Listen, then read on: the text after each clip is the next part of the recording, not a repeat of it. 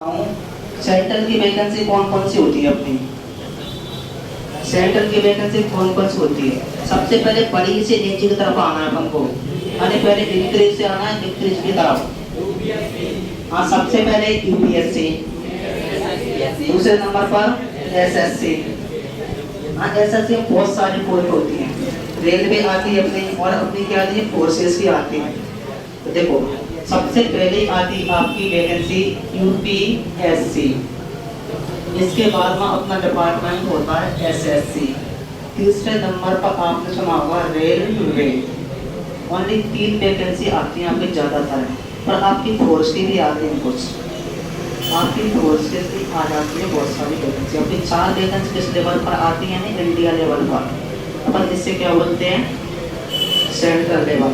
और दूसरा होता है आपका स्टेट एग्जाम। तो स्टेट एग्जाम में आपकी सबसे बड़ी वैकेंसी अपन बोलते हैं एमपीपीएससी, इसमें हो गया आपका एमपीपीएससी। दूसरी अपन बोलते हैं एमपीएसआई, आपने क्या सुना होगा, एमपीएसआई। फिर भी अपनी और आती है, अपन बोलते हैं पटवारी, एमपी पटवारी। इसके बाद में अपन बोल देते हैं MP high court, MP high court. इसके बाद में क्या आ सकती है आपकी एमपी पुलिस, अपन क्या बोलेंगे, एमपी पुलिस। फिर हो जाती आपकी एमपी फॉरेस्ट, एमपी फॉरेस्ट। और इसके बाद में आती है आपकी ग्रुप 2, 3, 4। ग्रुप 2 आ जाती है, 3 आ जाती है, 4। और ईटीसी और भी 1-2 छोटी छोटी वैकेंसी होती है। वो कौन सी होती है आपकी, एमपी की वैकेंसी। और देखो, एक तो आपकी सेंट्रल की वैकेंसी होती है, कुछ आपकी किसकी वैकेंसी होती है, स्टेट एग्जाम्स की वैकेंसी। अब स्टूडेंट देखो ज्यादातर क्या करता है, स्टूडेंट ज्यादातर अपनी एमपी की तैयारी करता है, मगर आपको अभी ये पता नहीं कि एमपी की वैकेंसी कितने साल में रिपीट होती है। आपको भी पता होगा, देखो जो सच होता है वो सच होता है, और झूठ होता है वो झूठ होता है हमेशा। झूठ एक ना एक दिन पकड़ा ही आ जाता है, सच होता है वो पूरी लाइफ टाइम चलेगा हमेशा। तो आपको कोई झूठ की तरफ कदम नहीं रखना, आपको कदम किसकी तरफ बढ़ाना है, सच की तरफ हमेशा। आपको भी पता होगा मैं कितना सच बोल रहा हूँ, अभी आपको पता चल जाएगा मेरे वहाँ कि मैं झूठ बोल रहा हूँ या सच बोल रहा हूँ। जो भी होगा आप खुद से समझ जाओगे। तो देखिए, स्टूडेंट सबसे ज्यादा, अपन ओनली अभी 2 वैकेंसियों की बात नहीं करेंगे, ज्यादातर एमपीपीएससी की बात नहीं करेंगे और यूपीएससी की बात नहीं कर रहे, ठीक है। एमपीपीएससी को यूपीएससी स्किप कर देना, ठीक है, अभी कुछ टाइम के लिए अपन ओनली इसकी बात करेंगे। और इनके अलावा इतनी होती है, इतनी वैकेंसी क्या करेंगे बात। देखो, बच्चों के दिमाग में क्या होता है, जिस बच्चे ने 12th पास आउट किया, पुलिस पुलिस पुलिस सबसे ज्यादा। गांव का बच्चा आता है, बस आपको देखता है सर फोर्स की तैयारी करना, पुलिस की तैयारी करना है, यही देखता है। कहीं बोलेगा सर एमपी पटवारी बनना है, अभी उसको एमपीएसआई के जहाँ पाव नहीं होते, कोर्ट की भी जाना नहीं दे, सर एमपी पटवारी, एमपी पुलिस सबसे ज्यादा, ठीक है। एसएससी का नाम सुना होता है, बस बोलते हैं सर मैं एसएससी की तैयारी कर रहा हूँ, उसको सब्जेक्ट भी नहीं पता होता कि एसएससी का कितना सिलेबस होता है, कितनी इसकी कट ऑफ जाती है, और कितने नंबर की वैकेंसी आती है, और कितनी साल में वैकेंसी आती है। बच्चे को इतना ज्ञान नहीं होता कभी, और आपको भाई जानकारी होना चाहिए। देखो, किसी भी वैकेंसी की आप तैयारी करोगे उसके पहले आपको उसकी जानकारी होना चाहिए, जब भी आप सक्सेस होगा। आपको फैक्ट है भाई, जब तक आप सामने वाले लड़ने जा रहे हो भाई, उसको आपकी कमियां या उसकी अच्छाइयां पता नहीं है, तो मुश्किल है कि आप उससे जीत पाओ, ठीक है। तो पहले उसकी कमियां पता कर लो, उसकी खूबियां पता कर लो, उसको कैसे परास्त कर सकता है या अपन उसको कैसे परास्त कर सकते हैं। तो सबसे सामने वाले की खूबियां देखो, इसमें क्या करिए, उसकी कमियों पर ध्यान दो, उसकी खूबियों को देखो, तब आप जीत पाओगे हमेशा। तो ऐसे ही आपको किसके बारे में पता होना चाहिए, एग्जाम के बारे में। जब तक आपको एग्जाम के बारे में कंप्लीट इंफॉर्मेशन नहीं है, तो स्वाभाविक सी बात है कि एग्जाम मुश्किल है कि भाई सक्सेस पा पाए अपन, मुश्किल है। तभी तो मैं आपको कह रहा हूँ, सबसे पहले इंफॉर्मेशन होना चाहिए। जब भी किसी काम को करो, डिसाइड कर लो अपने आप में कि मैं कर सकता हूँ इस काम को। पहले अपने दिल से 5 बार पूछो कि मैं कर सकता हूँ काम। यदि आपका दिल मना कर दे कि भाई मैं इस काम को नहीं कर पाऊंगा, तो स्वाभाविक से उसको तरफ मत बढ़ोगे, ठीक है। तो पहले तो भाई अपने मन की जीत होती है। अगर आप मन से हार गए ना, तो अपने आप बढ़, यदि आप मन से जीत चुके तो स्वाभाविक सी बात 100% आप जीत जाओगे। तो आपको पता होना चाहिए ये वैकेंसी साल में कितनी बार आती है, ये वैकेंसी साल में कितनी बार आती है। अब आपको स्वाभाविक सी बात है पता होगा आपकी ये वैकेंसी ना सभी की सभी कब रिपीट हुई थी चुनाव के पहले 2017 में। अभी मैं आपको सब कुछ बताने वाला हूँ। देखो आपकी 2017 में ये वैकेंसी आई थी, उसके बाद आपको वाली 2 वैकेंसी रिपीट हुई है। एक बार आपकी आ गई थी एमपी पुलिस 2019 में क्या आ गई थी, एक बार एमपी पुलिस आ गई थी, मगर इसके नंबर और वैकेंसी से बहुत कम थी, 4-5 हजार समथिंग थी कुछ। कितनी थी? 4000 वैकेंसी थी। तो अपनी कितनी वैकेंसी हुई थी? 4000। ठीक है। अब इसके बाद एक बार एमपी हाई कोर्ट की भी आज की आपकी 2019 में इसकी वैकेंसी थी आपकी 1255 थी, मगर उन्होंने कम करके 1100 कुछ कर दी थी, कुछ घटा दी थी। तो एमपी काट गई है 1100 वैकेंसी। तो 17 से आपकी ओनली 2 वैकेंसी आई, इसके अलावा कोई सी वैकेंसी फॉर्म फिल किया आपने? नहीं किया होगा। कोई सी वैकेंसी रिपीट दी 2017 से। अब अपन एसएससी की बात करते हैं। अब बताओ एसएससी का क्या जानते हैं, एसएससी के बारे में? सबसे पहले तो देखो मैं आपको एसएससी की पोस्ट बता देता हूँ कौन कौन सी। एसएससी एक पोस्ट नहीं आपका डिपार्टमेंट होता है, इससे अपन बोलते हैं स्टाफ सिलेक्शन कमीशन। तो इसके अंतर्गत आपकी बहुत प्रकार की पोस्ट आती हैं। तो चलो देख लेते हैं इसके अंदर कौन कौन सी पोस्ट आती है आपकी एसएससी के अंतर्गत। तो आपने एक सुना होगा सीजीएल, क्या सुना होगा आपने? सीजीएल। इससे अपन बोलते हैं कंबाइंड ग्रेजुएट लेवल, इससे अपन क्या बोलते हैं? Combined graduate level. इसके अलावा अपनी सेकंड पोस्ट होती है सीपीओ, सीपीओ। ठीक है, इससे बोलते हैं सेंट्रल पुलिस ऑर्गेनाइजेशन, माने सीपीओ। दिल्ली पुलिस सुना है? Delhi police, Delhi SI. तो ये वाली वैकेंसी होती है आपकी। तो अब आपकी तीसरी वैकेंसी होती है सीएचएसएल, माने combined high secondary level, combined high secondary level. और इसके अलावा आपकी एक निकलती है स्टेनोग्राफर, स्टेनोग्राफर वाली एसएससी स्टेनोग्राफर। इसमें अपने 2 प्रकार की पोस्ट होती है, एक तो ग्रेड सी होती है और एक होती है ग्रेड डी, अलग अलग वैकेंसी होती है। और इसके अलावा आपने सुना होगा एमटीएस, मल्टीटास्किंग, सुना है सभी ने। और एक आपने सुना होगा जीडी, जीडी ये भी आपने सुना होगा। और एक आती इसकी पेज एक्स के नाम से, पेज एक्स सुनी होगी, किसी ने डाला भी होगा फॉर्म। एक आती आपकी इसकी पेज एक्स के नाम से वैकेंसी। और इसकी लास्ट वैकेंसी आती है बारियस के नाम से, एसएससी बारियस, एसएससी बारियस। ईटीसी आपकी इसमें लगभग आपकी 7 से 8 पोस्ट आती है हर साल में। ठीक है, इसकी एसएससी की अभी कितने पोस्ट होते हैं? 7 से 8। अब आपको ये भी पता होना चाहिए कि साल में कितनी बार आती है, कितनी साल में एक बार आती है।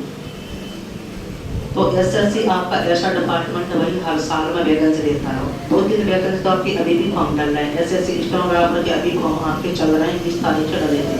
सीपीओ के भी आपके अभी फॉर्म चल रहे हैं, डाल सकते हो। ये 2 वैकेंसी आपके अभी चल रही है, एसएससी और एक आपका स्टेनोग्राफर। और आपकी सीजीएल और सीएचएसएल एमटीएस अभी आने वाले 2 महीने के अंदर आ जाएंगी। नवंबर दिसंबर में लगभग इसका क्या होगा? पेपर। तो देखो आपको क्या ध्यान रखना है, आपकी ये वैकेंसी आपकी ऐसी है कि भाई हर साल में आती है। कितने साल में आती है? हर साल में। अब एक वैकेंसी नहीं आती, पूरी एसएससी की पूरी पोस्ट आती है। यानी आपकी हर साल में कितनी बार वैकेंसी आती है? 8 बार वैकेंसी। यहाँ पर 8 फॉर्म इसके क्या कर सकते हैं साल में फिल कर सकते हैं, हम 8 एग्जाम दे सकते हैं इसके एसएससी के एक साल में ओनली।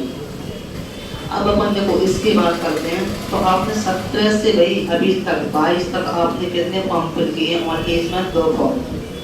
आपने भाई एमपी हाईकोर्ट का भी किसी ने नहीं फिल किया हुआ, 1-2 बैठा हो उसने एमपी हाईकोर्ट का, बस पुलिस की वैकेंसी आई है।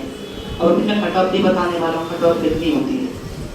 ठीक है, अब आपकी ये जरूर मैं आपकी बात मानता हूँ, चुनाव से पहले सभी वैकेंसी रिपीट होगी, सभी आएंगी चुनाव से पहले। एसएससी की तो आती है, मगर आपकी ये भी चुनाव से पहले आने वाली है। चुनाव लगभग आपका 2023 में लास्ट में, तो आपको लगभग 7 से 8-10 महीने मिल सकते हैं वैकेंसियों के लिए। और सिलेक्शन किसका होता है भाई? अभी जो 12th पास आउट करके आए ना, वो सोचे कि मैं सिलेक्शन दे देता हूँ, आज ही मना करता हूँ, उनका सिलेक्शन नहीं होगा। तो जो भी अब आए वो क्या आप इनमें सिलेक्शन दे दो अभी पास आउट करके, नहीं होगा। ठीक, आपको पता है कितने 4-4 साल से बैठे सिलेक्शन देने वाले, उनका सिलेक्शन होगा। 12th पास आउट हो तो अभी वो नहीं है सिलेक्शन। ठीक है, तो भाई जोड़े सपने दिखाएगा कोई टीचर आपसे बोलेगा आप 1 साल में इतना ले लोगे, नहीं होता 1 साल में सिलेक्शन। 1 साल में भाई उसका सिलेक्शन होगा जो 8-8 10-10 घंटे पढ़ता है। ऐसा नहीं कि अपन मजाक मस्ती भी कर रहे हैं, दोस्त यारों के साथ घूम रहे हैं और 1 साल के अंदर अपन सिलेक्शन ले लें, ऐसा काम नहीं है। आपको पता है वैकेंसी नाक के बराबर आती है, फॉर्म भाई लाखों में भरते हैं हमेशा। अभी आपने देख लिया वैसे पुलिस के एग्जाम पर 4,000 वैकेंसी थी, फॉर्म में कितने लाख थे, लगभग 5-6 लाख आराम से होंगे, 12 लाख। अब आप बता सकते हैं एक वैकेंसी में कितने स्टूडेंट देखा गया, 5-6 हज़ार के संख्या स्टूडेंट थे, एक वैकेंसी ऑन में। तो इतना कॉम्पिटिशन होता है आपको इतना। यदि भाई देखो भगवान करे जो अच्छे से पढ़ रहा है तो उसका 2022 में सिलेक्शन हो जाए, ठीक है। यदि आपका 2022 में सिलेक्शन नहीं होता और वैकेंसी कब आएंगी आपकी, चुनाव से पहले ही आएंगी भाई, चुनाव से अगला 6 महीने नहीं, अगले 5 साल नहीं आने वाले। क्योंकि देखो 17 में 5 जोड़ा ना तब अपन 22 तक पहुंचे, अब अपन 22 में 5 जोड़ेंगे तो अपन कहाँ तक पहुंचेंगे, तो आप पहुंच जाओगे कहाँ तक, 2027 तक, ठीक है। और 2027 तक भाई आप में से मुश्किल है कि 2-5 स्टूडेंट पढ़ रहे हो, मुश्किल है कि 2-5 स्टूडेंट पढ़ रहे हो 2027 तक आप में से, सबके घर वाले शादी कर देंगे, ठीक है। आप अपने अपने बंदे से रह जाओगे सभी, ठीक है। तो आपको ऐसा भाई इस सपने को निकाल दो। एमपी पुलिस देखो, एमपी पुलिस की भी तैयारी करो, कब तक ओनली वैकेंसी आती है, जब तक आपका 2023 के बाद बस एक ही मौका है कि आप एसएससी पास, पुलिस वगैरह सब पता नहीं कहाँ चले दिमाग से निकाल जाएंगे पुलिस की वैकेंसी 2023 के बाद सभी की। बस ओनली 1 साल है, यदि आप 1 साल में सिलेक्शन ले लेते हो ना तो आप इतना पा सकते हो सिलेक्शन, अन्यथा आपके पास बस कितनी वैकेंसी है, only SSC, only SSC vacancy.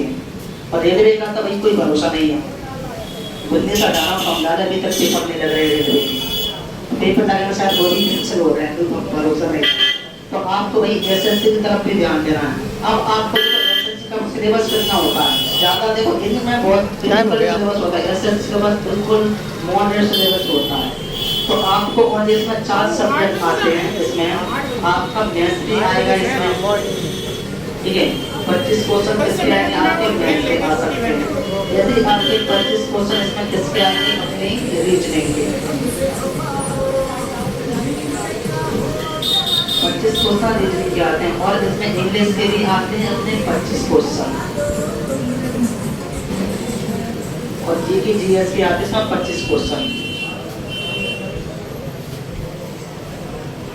इसमें ओनली आपको कितने सब्जेक्ट पढ़ने होते हैं, 4 सब्जेक्ट, और आपकी 1 साल में कितनी बार फॉर्म फिल कर सकते हैं, 8 बार, ठीक है। अब आपको देखो किसी भी एग्जाम को यदि बाकी में आप क्वालिफाई करना चाहते हो तो आपने अपना एग्जाम कितने % होता है, भाई मैं भी अपने आप में 100% हूँ, तुम भी हो आप में कितने % हो, 100%। मैथ पढ़ते हो तो आपको वैल्यू पता हो, कोई भी वैल्यू अपने आप में या कोई भी नंबर अपने आप में कितना % होता है, 100%। तो कोई भी पेपर होता है वो अपने आप में कितने % आएगा, हमेशा 100%। तो आपको भी फिर क्या करना चाहिए भाई, 100% नंबर की तैयारी करना है, क्योंकि सामने वाले को यदि आप डिफीट करोगे, पराजित करोगे तो भाई उसकी बराबरी तक आना होगा आपको। यदि वो 100% और अपन 80-90% है तो कर पाओगे पराजित, उसको नहीं कर पाओगे भाई। यदि सामने वाला 100% तो आपको भी कितना % बनना होगा, हमेशा 100%। अब बच्चा क्या करता है भाई, क्योंकि भीड़ चाल चलता है, बस किसी से बोलेंगे किसकी कोचिंग जाना है, बस maths reasoning maths reasoning maths reasoning सबसे ज्यादा। और जो मैथ रीजनिंग अकेला मैथ रीजनिंग पढ़ रहा है भाई, ऐसा विद्वान कोई नहीं है जो मैथ रीजनिंग के दम पे पेपर निकालते, कोई है बताया आप, कोई है तो मैथ रीजनिंग पढ़ के उसने पेपर निकाल दिया हो भाई। जितने सब्जेक्ट होंगे सभी पे फोकस करना होगा, मैथ रीजनिंग को भी पढ़ना होगा, इंग्लिश को भी पढ़ना होगा, जीएस को भी पढ़ना होगा आपको, यानी सभी सब्जेक्ट को पढ़ना है आपको, जब तो आपका सिलेक्शन होगा। और जो मैथ रीजनिंग को पढ़ रहा है भाई वो बस सोचता है कि मैं सिलेक्शन ले जाऊंगा, लास्ट में उसको पता चल जाता है सच क्या होता है। तो आपको भाई ठानना है कि आपको सभी सब्जेक्ट पढ़ना है, एक सब्जेक्ट से काम नहीं चलने वाला। तो जब तक आपको भाई पूरे सब्जेक्ट नहीं पढ़ोगे तब तक सिलेक्शन नहीं होगा। और आप जान सकते हो, यदि देखो आप चारों सब्जेक्ट पढ़ रहे हो भाई, चारों पर दिमाग लगा रहे हो तो सही बात है। यदि आपको इसमें से एक ही सब्जेक्ट आपने स्किप कर दिया, देखो बच्चा स्किप किसे करता है, जिसमें उसका मन नहीं लगता भाई, मन लगता है वो उसके लिए क्या बन जाती है, इंटरेस्टिंग चीज।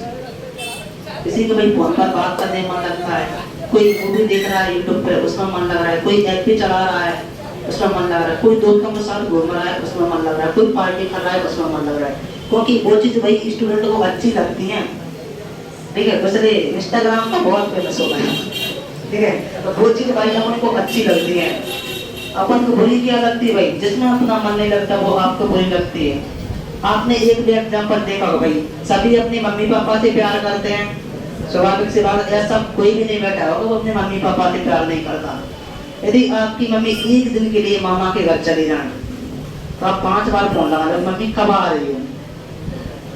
सच बात है, मम्मी पापा दोनों चले जाए तो रेडी पाओगे आप, तो आप बोलोगे मम्मी मुझे भी ले चलो। यदि आप घर पर हो 4 बार बात कर लोगे दिन में, क्योंकि भाई आप उससे प्यार करते हो उनसे। तो ऐसे ही आपको भाई अपनी विषयों से प्यार करना होगा, पढ़ाई से भी ऐसे भी यार करना होगा आपको, तभी सक्सेस पा पाओगे। तो भाई इंटरेस्टिंग चीज आपको वो लगती है जिससे आपको क्या होता है, प्यार होता है। तो मम्मी पापा से प्यार होता है। ऐसे ही भाई कुछ समय के लिए, लाइफ टाइम के नहीं करना, जब तक आपको भाई सक्सेस मिलती है, सफलता मिलती है, तब तक तो भाई बुकों से प्यार कर लीजिए, पढ़ाई से, और ज्यादा प्यार नहीं करना इससे 1-2 साल ही प्यार करना है बस, ठीक है। हार्ड वर्क फिर तो आपको लाइफ टाइम में पढ़ते रहना, ज्यादा प्यार बस 2 साल करो, 1 साल करो, इतने में आपको अचीवमेंट मिल जाएगी, ठीक है। तो आपको भाई इनको भी दिल में बसाना होगा, मम्मी पापा आपके दिल में है ना, ऐसे ही आपकी बुक भी दिल में होना चाहिए हमेशा, जब सिलेक्शन होगा जाके। यदि आपने भाई एक भी सब्जेक्ट को अपने दिल से या दिमाग से निकाल दिया, किसको निकालोगे भाई, यानी जिसमें आपको इंटरेस्ट नहीं है उसको निकालोगे दिमाग से। अब गांव का बच्चा क्या करता है भाई, जहाँ तक इंग्लिश नहीं पढ़ता, किसी को भाई जीएस में मन नहीं लग रहा है तो वो असल में जीएस नहीं पढ़ पाता, क्योंकि अब कहता है भाई मुझे नींद आ जाती है पढ़ते पढ़ते।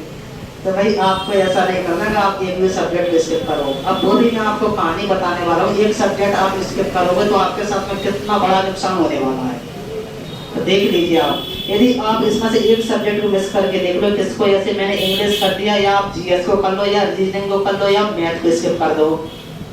यदि आप एक ही सब्जेक्ट को स्किप करते हो तो आप लोग कितने नंबर की तैयारी करोगे, 75% की कर रहे हो ओनली अब तैयारी, तो भाई 25% नंबर तो आपके पहले ही कर चुके, उनमें से तो नंबर आने वाला नहीं है। यदि आपका पेपर 100% का था और आपके 25% नंबर की, तो आपने तैयारी नहीं की, और आपने कितने परसेंट नंबर की तैयारी की थी, 75 की।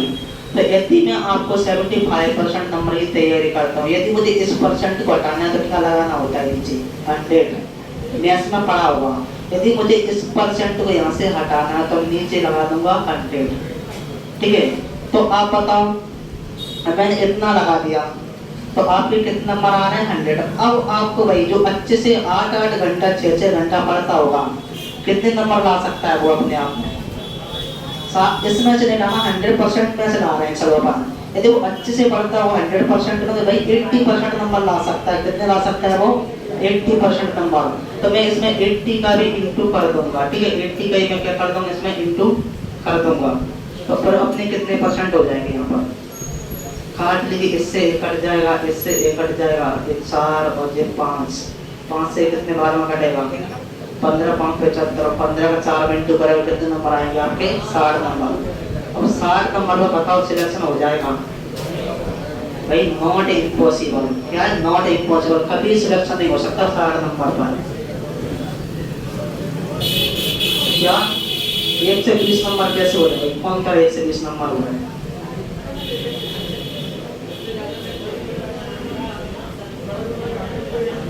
क्या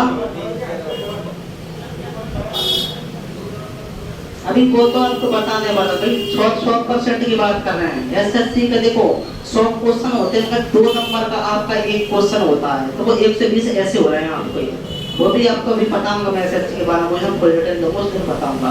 तो 60% का भाई सिलेक्शन नहीं हो सकता। यदि आप इसमें से देखो 100% नंबर की तैयारी करते हो, यदि आपका भाई इंग्लिश में मन लगने लगा, अभी लग रहा है आपका मन भाई पेपर तक लगाना ही पड़ेगा, और आपकी इंग्लिश सब्जेक्ट ऐसी सब्जेक्ट है लाइफ टाइम काम में आने वाली है भाई, इंग्लिश के चक्कर में आपको इंग्लिश सब्जेक्ट मेरी जरूरत पड़ती है बहुत ज़्यादा। यदि आपको भाई न्यू आपका कोई फ्रेंड बना, ये जैसे मसाला हाय, तो आप बहुत जल्दी रिप्लाई करोगे हाय, उसने आपसे बोला हाउ डू यू डू, तो आपको समझ में नहीं भाई क्या बोल दिया, आपने बोले आई एम फाइन, उसने क्या बोला आई डू यानी तुम क्या कर रहे हो, और आपने सुना था वो ये पूछे हाउ आर यू, तुम कैसे हो, और आपने बोले आई एम फाइन, तो वहीं रिलेशन खत्म। पहले दो बात पे रिलेशन खत्म हो जाएगा।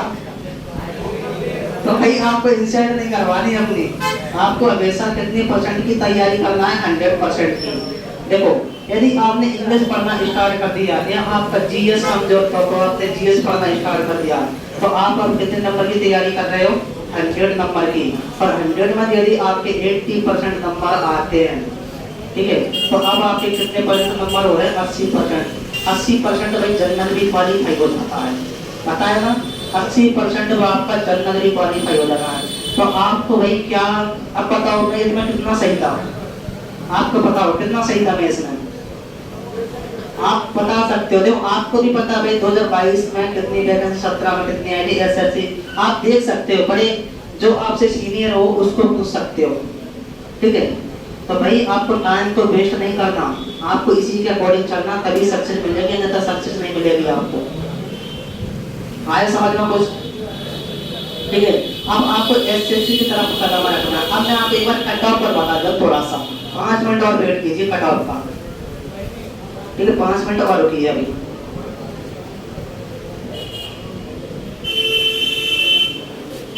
किसी ने सीपीओ का नाम सुना है?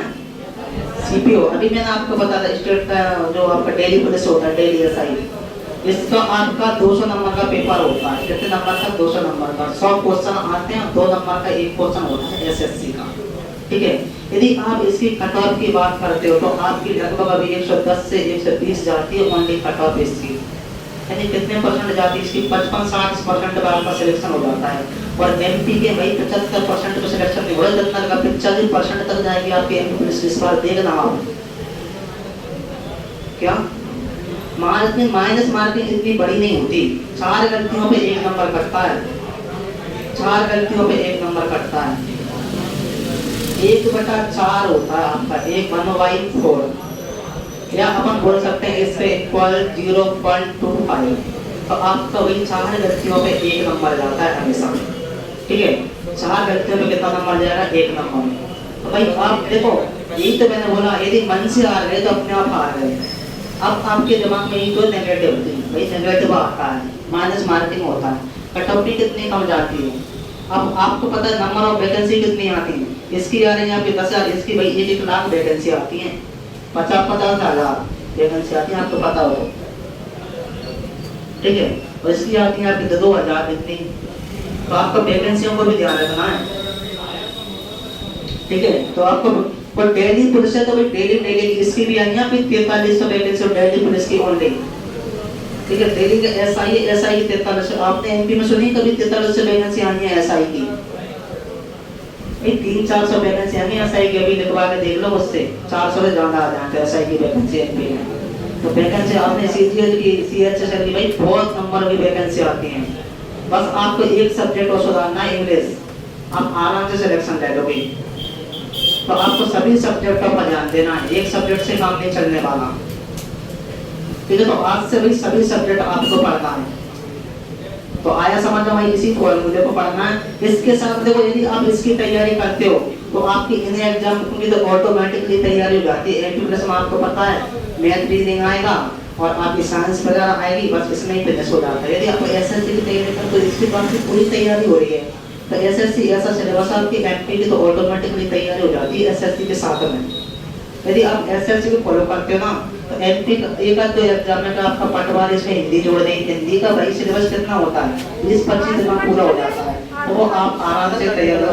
4 सब्जेक्ट होते हैं आपके पढ़े, मैथ रीजनिंग जीएस और इंग्लिश, चारों को रेगुलर पढ़ो।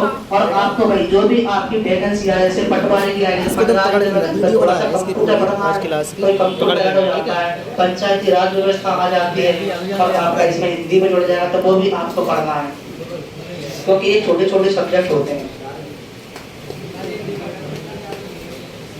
एमटीएसआई में हिंदी आती है 70 नंबर की, 30 की इंग्लिश आती है, मगर अभी आपका 750 नंबर का पेपर हो गया एमटीएसआई का। एसएससी वगैरह में 4 पोस्ट, 4 सब्जेक्ट। अभी आपका 750 का पेपर हो तो क्लियर नहीं है क्या होने वाला है। पेपर आएगा और नोटिफिकेशन आएगा जब भी आपको पता चलेगा क्या होगा आप सामने। हाँ ऑप्शन होता है हिंदी इंग्लिश चुनना पड़ता है ओनली जीडी में 25-25 चांस या तो अपने हिंदी चुन लो या इंग्लिश चुन लो, इसमें बस सिलेक्शन करना है बंदा। चलो अब लास्ट इन्फॉर्मेशन की बात करते हैं अपन।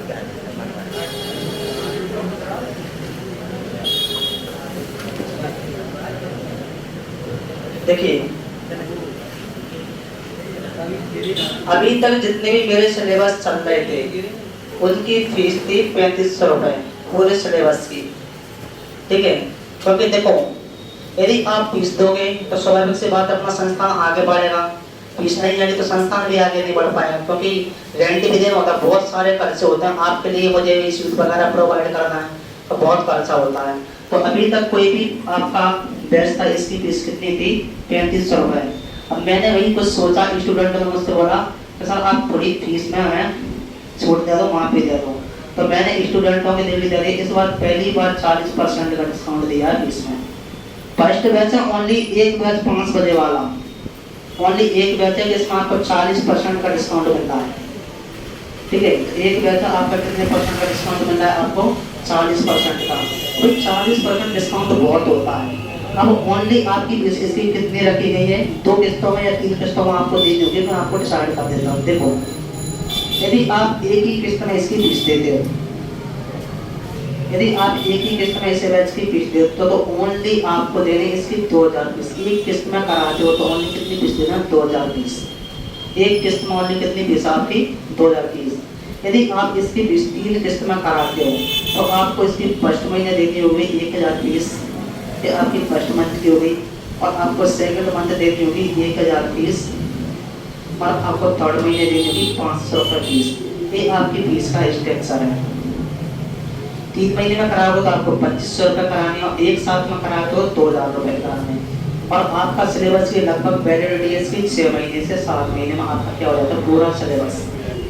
और आपको देखो जितने भी मैं नोट्स दूंगा आपके 5-6 नोट्स, और आपको सीट भी जितने भी यार एक टॉपिक हुआ ना उसके बाद 4-5 सीट मिलती हैं आपको, सब फ्री ऑफ कॉस्ट है। आपको एक भी टेस्ट भी होगी उसका भी आपको बिल्कुल रुपये नहीं देना, ठीक है। जितने भी आपको सीट मिलेगी मैं 1 रुपये अलग से नहीं लूँगा, ओनली 2000 रुपये में आपका सब कुछ इंक्लूड है इसमें। एक पहला बैच मेरा 2000 का, सभी बैच मेरे 3500 रुपये के होते हैं, पहला बैच 2000 का, और जिसके बाद में आपका कोई सही बैच निकलेगा ना वो भी 3500 ही निकलेगा।